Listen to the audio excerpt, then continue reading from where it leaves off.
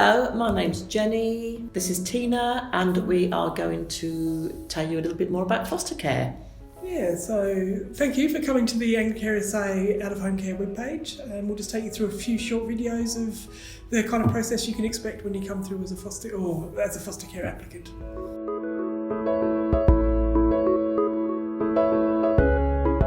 The number of children in care, unfortunately, is on the rise. We have about 4,000 children each night who are looking for foster care homes or foster care families to live with. 16% of those would be in commercial care. Thankfully for us, 43% of those are indeed with kinship care or with people they know, but 39% of those then come into foster care, which is with families that they haven't got a previous history with. AnglicareSA at the moment provides a home for about approximately 450 children each night in South Australia. And again, unfortunately for us, 33% of all children that come into care are of Aboriginal or Torres Strait Islander background.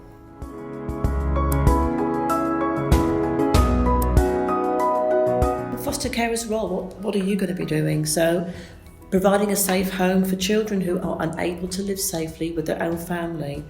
Every effort is taken to have a child live with other family members, such as an auntie or a grandma, and to look at supporting the family to keep the child in their care. Only when all those lines have been exhausted will a child come into foster care. You will be working as part of a team, and that will be maybe social workers, caseworkers, teachers, doctors, the whole kit and caboodle, psychologists and other specialists. So you get the day-to-day responsibility of the children in your care as well, without potentially having any legal claim or decision-making or rights to that child, because a lot of those decisions will get made by the care team and the department. I think it is, Jen, that we tend to see that people think that foster care is forever, but honestly the best place for a child is with their family, and if we can get safety in that space, that's exactly where we want that child to be.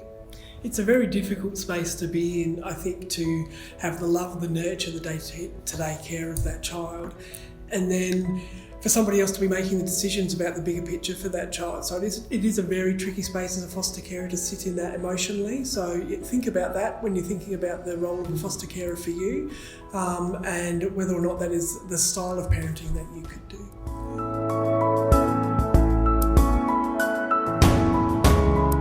So, as a foster carer, what can you expect a child to bring? Lots and lots of things. Significant emotional and behavioural needs. We know that most children that are in foster care have experienced some kind of trauma. Even the babies? Even the little ones, yeah. Even those that aren't even born yet can be flinching.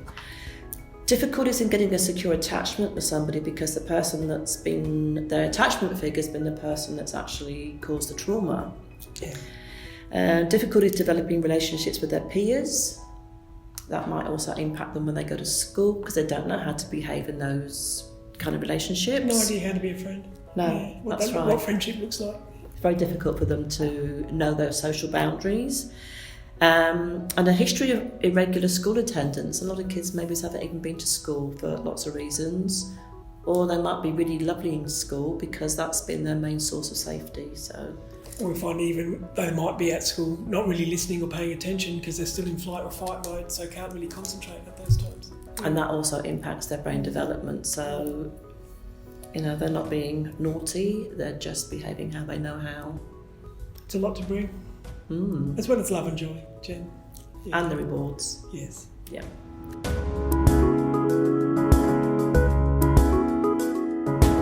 Okay, so now we're going to look at different types of foster care. Emergency is the first one, and that can be overnight or up to 2 weeks. This is at short notice at any time of the day or night as they require urgent care. Although sometimes you can say, I need to take phone calls during the day so that we won't call you overnight in an emergency. Yeah, we can do it to suit you and your lifestyle. Yeah. Wherever possible, we prefer carers who have the capacity for emergency care to also consider being approved for short-term care. This means that when a child needs to stay maybe another week or 2 weeks, we don't have to move them to another emergency placement. They can stay with you. Always best for the child. And short term, this could be anything from 2 weeks up to 2 years. And I know that 2 years doesn't actually seem like short term, But this could be while an investigation takes place and the parents may be accessing the supports that they need in order for them to have their child back safely. So the parents are also doing work on having their child reunified, which is the, I guess, best possible outcome for our children. Sometimes short-term orders can be extended over the 2-year term, and this would be around investigation things as well. Long-term care, so once the court's decided that a child will be in care until they turn 18, they'll be placed in long-term care with long-term carers. However, there's no guarantee that reunification might not happen a bit further down the line, so long-term's long-term and until or in case another one comes along that can have them safely at home. Could be an auntie from interstate that hasn't actually realised that little Johnny's in care, so realises it and then comes and says little Johnny can come and live with me. Respite care is often thought of as 1 weekend a month for a child in long-term care, but it can also be a one-off or school holidays or an overnight stay, or it might be planned and regular. This is sometimes seen as a lesser type of care, but it's as important as all the other types. This could give the child the opportunity to create their own network and have another figure that's really important in their life. And this just is like having a granny or a granddad or an auntie or an uncle that they can go and stay with. Also gives the long-term carers sometimes a much needed break. And then there is therapeutic care, our Fresh Start programme. This is for kids with particularly complex needs who require that more intensive support, and Tina will tell you a little bit more about that. This can include children and young people who've suffered trauma and abuse or who have disabilities or special needs. Special carers will undertake ongoing training and receive ongoing additional support. So the support for you is quite intensive, as is the need for you, and your support for the child is quite intensive. There is more supports available to you within that role. There is greater remuneration available to you within that role. But with that remuneration is also expectations. So there are certain trainings we would expect you to do. There are I think fortnightly meetings and then monthly care team meetings, so it's a really high-end level of support, specialist care, to really provide the utmost of support for that young person and their high-end specialist needs.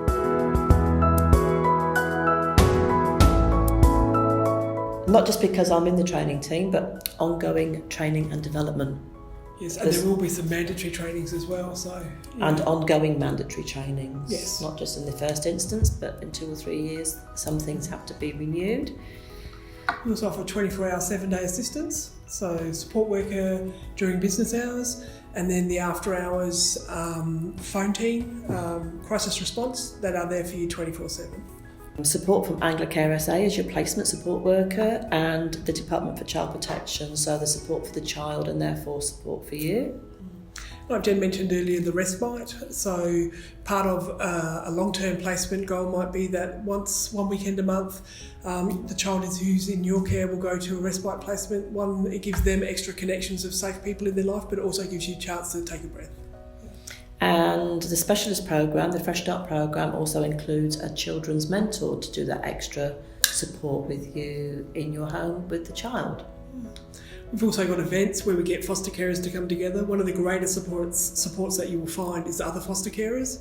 So we have events for you to get together, coffee mornings, chat groups, a newsletter, carer newsletter that we put together.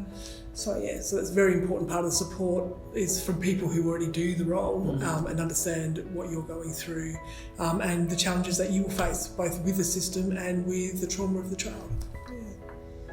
Lots of support. Lots of support, yeah, absolutely.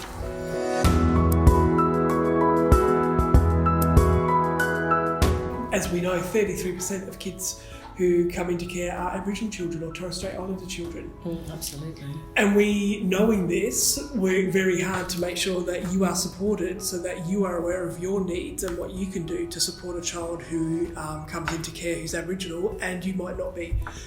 So there is some specialist training that we'd expect you to do. There are some certain questions that we will ask you, and there is some homework that we will set for you so that you could start your journey in connecting to culture, so that when a child comes into care, 33% of those that do are Aboriginal, you are ready to start your journey with that child into connecting to their culture.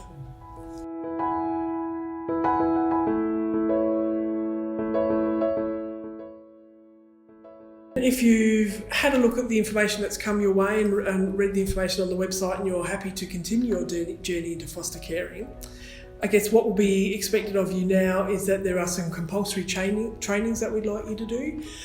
This is child safe environments, 0 to 2s, looking after little ones, your Aboriginal cultural training. Shared Lives. Shared Lives. You want to talk more to that one? So Shared Lives is 3 days of training. 2 at the very beginning and 1 at the end, where we just talk to you about general foster care, what to expect, what the child stories are, what's trauma, what's attachment, how do we work to maintain attachment, brain development. It's not that complicated, honestly. It's really about setting you up to have a good understanding of what the role of a foster carer is going to be and the skills that you will need to do that successfully. So training, that's the beginning start from here, where we'll get you entrenched into the foster care journey. From that, we will then start looking at your documents. So we'll ask you to do a working with children's check. We'd like you to get a GP report if there's you and a partner, so it's for you and your partner always. So we need you to report on your own state of health, but also then provide a doctor's report about your state of health. What we're looking for is physical, emotional and mental capacity to look after children in care. So we just want to make sure that we can keep you safe while you keep the children safe. We also look at a house plan for you. We'd like you to provide a house plan, and we come and do a home safety check of your home. Department of Child Protection has an idea of what they consider to be safe. So there is a checklist. When we start with you, we'll leave you with that checklist if there's a few things you need to fix. And then as we go through the assessment, that gives you time to do what you need to provide a safe environment as per DCP's guidelines. You will need 2 people who are your support people.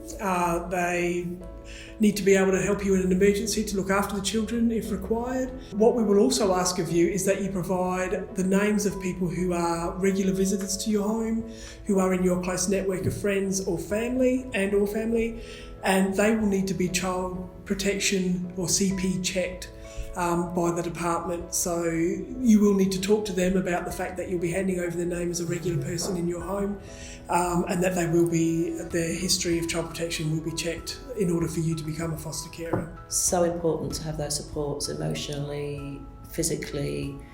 Some children actually get taken from their families because there's no support, so we need to know that you've got that support. Yeah. So once we have your training under wraps, we have your history and your child protection history sorted, your working with children's checks completed, we then start the assessment proper. So it's a very in-depth process. The assessment worker will call you and see what suits you to meet. Once a week is probably a good thing, and something that you should think about: am I in a place to commit to meetings once a week? And then over a 3 to 4 month period, at a once a week for a couple of hours basis, we will then come and do the face-to-face assessment. In the present environment where COVID-19 is interrupting some of that, we may work a little bit more creatively, remote access or online access to that. So we might be able to do some Skyping or Zooming. We're looking at developing resources at the moment so that those packages can be available to you remotely. But yeah, the assessment proper will take about 4 or 5 months, and that's if we meet weekly, probably about 3 to 4 months. And then we tidy up your report. Internally, we have a review panel. Then we'll put that through to Child Protection or CARU, our Carer Assessment and Review Unit. Or approval and review unit, beg your pardon, and then they will actually provide us with your approval. We don't give you approval, we recommend you for approvals. Yeah, then once that comes through, we then start looking at you for young children who might need somewhere safe to come to live.